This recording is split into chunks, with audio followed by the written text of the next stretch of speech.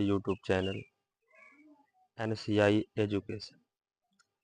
प्रिय छात्रों, युद्ध नहीं जिनके जीवन में वो भी बड़े अभागे होंगे, या तो प्रण को तोड़े होंगे या फिर रण से भागे होंगे।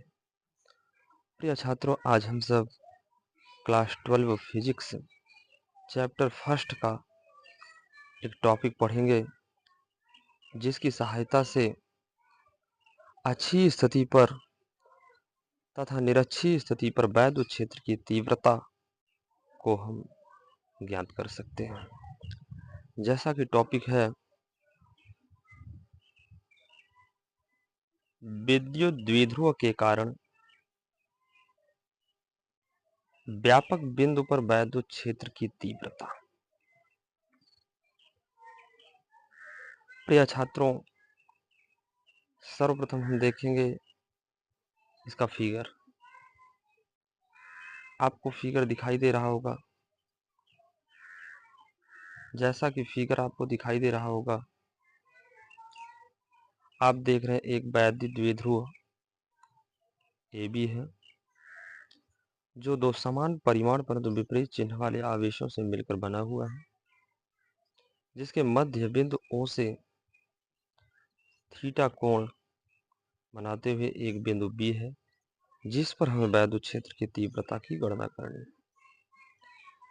प्रिय छात्रों, वैद्युत द्विध्रुव AB का जो द्विध्रुव आघूर्ण P है, इसे हम दो घटकों में वियोजित करेंगे। एक अक्षीय घटक और एक लंबवत घटक। जैसा कि हम देख रहे हैं कि जब द्विध्रुव आघूर्ण P को वियोजित करते हैं तो P cos थीटा के अक्ष पर बिंदु B पड़ता है तथा P sin थीटा के निरक्ष पर बिंदु B पड़ता है। इसलिए जैसा कि यहाँ हमने लैंग्वेज लिखा हुआ है कि माना कि एक वैद्युत द्विध्रुव AB है, जिसके आवेश -q एवं +q के मध्य दूरी 2L है। माना कि द्विध्रुव के केंद्र O से r मीटर की दूरी पर एक व्यापक बिंदु B है, जिस पर वैद्युत क्षेत्र की तीव्रता की गणना करनी है। द्विध्रुव आघूर्ण वेक्टर P को दो घटकों में वियोजित कर सकते हैं। एक क्षैतिज घटक P cos थीटा के अनुदिश बिंदु B अक्षीय स्थिति में होगा तथा लंबवत घटक P sin थीटा जो होगा P sin थीटा के बिंदु जो B होगा वो निरक्षीय स्थिति में होगा, जिनकी वैद्युत क्षेत्र की तीव्रताएं क्रमशः E1 तथा E2 हैं, जो परस्पर लंबवत है। अब बेटा हम लोग बिंदु B पर घटक P cos थीटा के कारण वैद्युत क्षेत्र की तीव्रता लिखेंगे, जो कि अक्षीय स्थिति पर है। अक्षीय स्थिति पर वैद्युत क्षेत्र की तीव्रता हम जानते हैं E1 = 1/4 pi epsilon not 2P cos theta by r cube. इसी प्रकार बिंदु B पर घटक P sin थीटा के कारण वैद्युत क्षेत्र की तीव्रता जो निरक्षीय स्थिति पर होगा E2 = 1/4 pi epsilon not P sin theta by r cube. अब बेटा हम लोग मान लेते हैं x = 1/4 pi epsilon not P by r cube. इसे मान लेंगे। जैसा कि आप ऊपर देख रहे हैं, यदि हम 1/4 pi epsilon not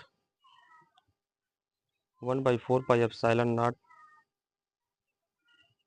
P by r cube की जगह पर x रख देंगे तो यहाँ आप देख रहे हैं कि E1 = हो जाएगा 2x cos थीटा।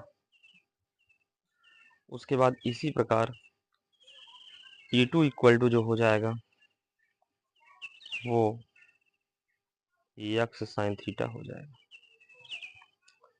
बेटा बिंदु B पर परिणामी तीव्रता जब हम निकालेंगे तो = E1 का वर्ग प्लस E2 का वर्ग। E1 की वैल्यू और E2 की वैल्यू यहाँ पर हमने रख दिया। रखने के बाद आपने देखा कि √4x² cos² theta plus x² sin square theta हुआ। उसके बाद यहाँ पर आपने देखा कि यहाँ पर हमने इक्वल टू अंडर रूट जो 4x square cos square theta है इसको दो पार्ट में हमने तोड़ दिया। X square sine square theta इसको पहले रख दिया, plus 4x square cos square theta इसको टू पार्ट में तोड़ दिया। X square cos square theta plus 3x square cos square theta. उसके बाद आपने देखा हमने कॉमन ले लिया। एक्स स्क्वायर जब हमने कॉमन लिया तो कॉमन लेने के बाद एक्स स्क्वायर रूट से बाहर आ जाएगा तो केवल एक्स बचेगा, और एक्स जब बचेगा तो ब्रैकेट के भीतर जो बचेगा वो केवल under root 1+3 cos square theta.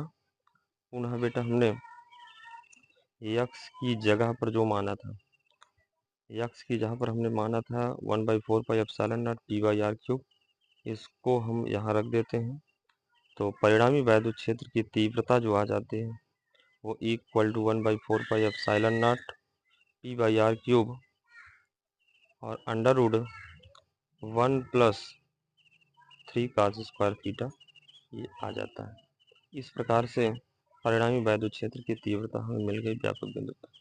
अब इसी सूत्र की सहायता से अच्छी स्थिति पर और निरक्षीय स्थिति पर वैद्युत क्षेत्र की तीव्रता को ज्ञात किया जा सकता है।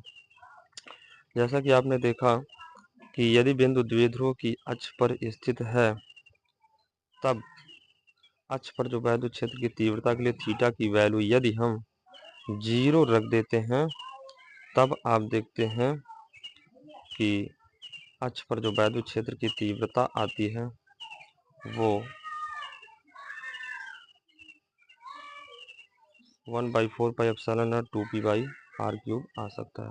इसी प्रकार यदि द्विध्रुव की निरक्ष रेखा पर वैद्युत क्षेत्र की तीव्रता निकाला जाए तो उसे आप देखते हैं, उसके लिए हमें थीटा की वैल्यू 90 रखना पड़ा, equal to 1/4 pi epsilon nought P/r³। इस प्रकार से वैद्युत क्षेत्र की तीव्रता का निगमन यहीं पर समाप्त हुआ बेटा।